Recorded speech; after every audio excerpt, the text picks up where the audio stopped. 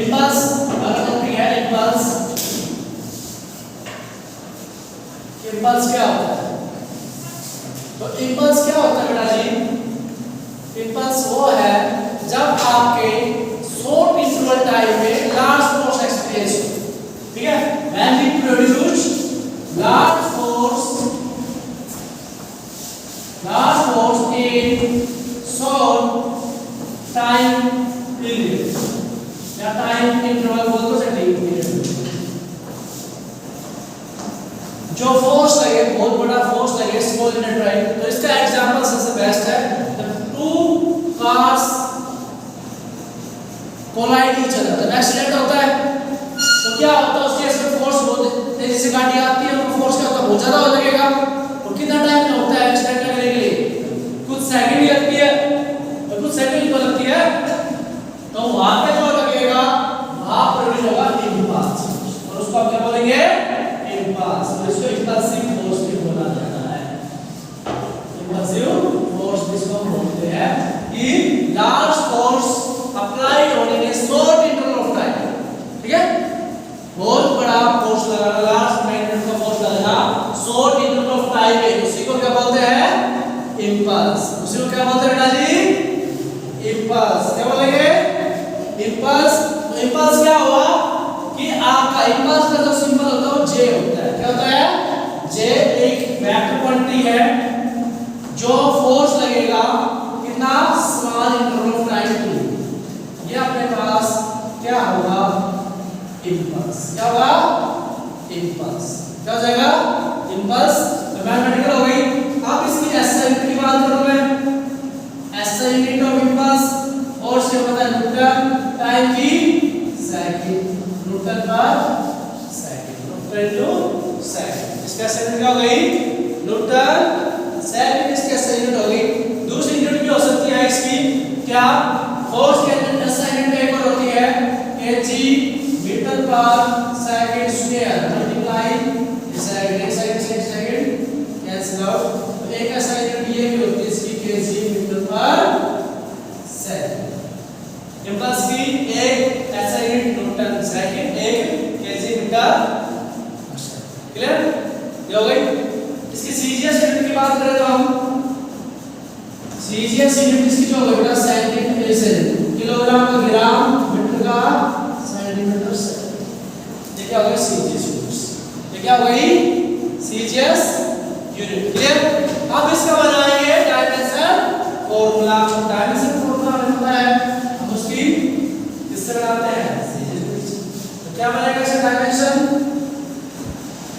मास एक m1, distance length metre 1, length m, time 1 minus, ये अपने पास इसका डायमेंशन हमेशा इस रिलेटिव में बदल होता है, अपने पास ध्यान रखना। ये इसका डायमेंशन फॉर्मूला। तो इम्पल्स समझ में आया? Large force applied in short interval of time is called impulsive force that impulse denoted by J. ठीक है? कई जगह आपको इसका सिंबल आए में दिखाई देगा, ठीक है? फोर्स इनटू टाइम, इसकी एसआई यूनिट ये हो गई न्यूटन सेकंड। इन जनरली न्यूटन के हम ये क्या लिखते हैं? केजी मीटर पर second square multiply second, 1 second से केजी मीटर सेकंड। ये इसकी सीरीज, ये इसका डायमेंशन फॉर्मूला हो गया अपने पास किसका? इम्पल्स का। किसका हो गया? इम्पल्स का हो गया अपने पास। ठीक है? अब इसमें जो इम्पल्सिव फोर्स होता है फाइनाइट इंटरवल ऑफ टाइम के लिए अगर इसको डिनोट करें हम सिंपली, तो कैसे करेंगे? देखिए, इम्पल्स का जो अपने पास हो जाएगा जे, वो हो गया अपने पास integration small interval of time f into, ठीक है? ये अपने पास सिंपल हो रहा है सिंपल फाइनाइट टाइम के लिए अगर हम बात करें उसको, ठीक है? तो इसके अंदर हम दो रिलेशंस के बात कर लेते हैं। जब आपका फोर्स का अंदर force is working, case number 1, force is applied from time t1 to t1 से लेके t2 तक आपका क्या लग रहा है? फोर्स इसके अंदर अप्लाई हो रहा है अपने पास, ठीक है?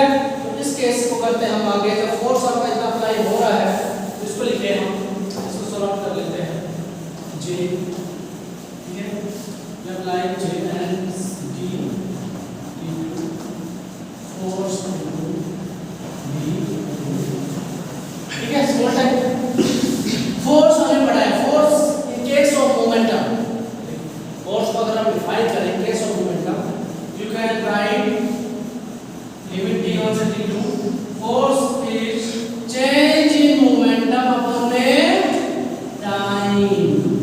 यही होता है अपना momentum according to Newton second law कि force equal to change in momentum, rate change of momentum. Clear? dt से dt cancel out, we have writes change in momentum. ये आपका इंपल्सिव जो होता है वो फोर्स इनटू टाइम के तो होता ही होता है, साथ में उसमें क्या चेंज होगा, उस बॉडी का चेंज इन मोमेंटम के बराबर भी होता है। तो यहां से निकल के आया इंपल्सिव जो फोर्स होता है वो होता है change in momentum, change in movement. Clear? Impulsive change in momentum के बराबर होता है फोर्स इनटू टाइम। दो फॉर्मूले बन गए अपने भाई दोनों निकल क्वेश्चन सॉल्व करने के लिए। एक तो ये हो गया, देखिए ये होगा चेंज इन मोमेंटम मतलब p2 माइनस p। क्लियर? ये अपने पास हो गया। सेकंड में अगर बात करें हम, सेकंड में अगर बात करें कि आपका चेंजमेंट जो हो रहा है वो किसके अंदर हो रहा है, आपके force and constant like time will be change होगा। केस नंबर सेकंड,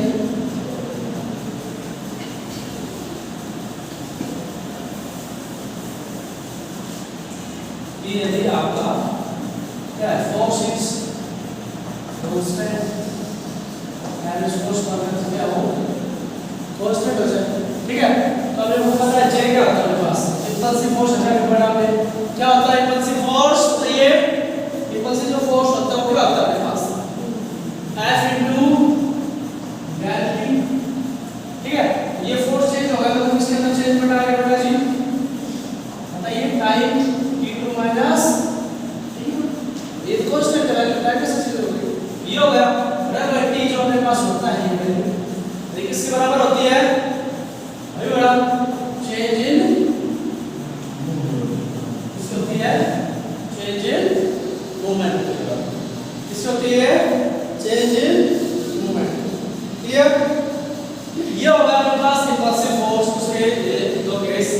अब करेंगे हम impulse and momentum theorem, heading डालिए इंपल्सिव एंड मोमेंटम थ्योरम।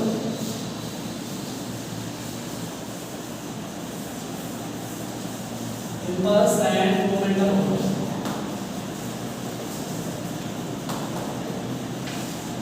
बहुत इंपॉर्टेंट थ्योरम है बताइए, ठीक है। इंपल्स और मोमेंटम का कैसा रिलेशन हुआ हम इसको अभी ड्राइव करके आपको बताएंगे। और न्यूटन का सेकंड लॉ क्या कहता है, according to Newton second law of motion,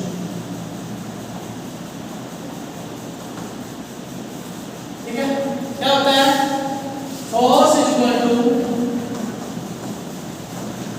rate change of linear, ये होता है force is equal to change in linear momentum, change in linear momentum.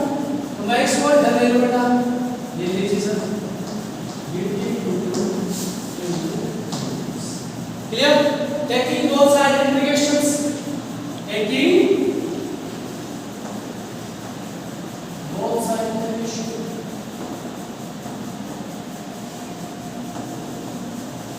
Divide limit t1 से t2 f dt equal to t1 से t2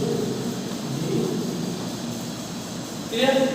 ये हमें पता है d equal to t कितना होता है पास, क्या होता है इंपल्स, ये होता है impulsive force, impulsive force equal to change in equal to इसी को बोलते हैं इंपल्सिव मोमेंटम, इसी को क्या बोलते हैं इंपल्सिव मोमेंटम थ्योरम, इसको हम इस नाम से जानते हैं अपने पास, ठीक है। तो इसमें बताइए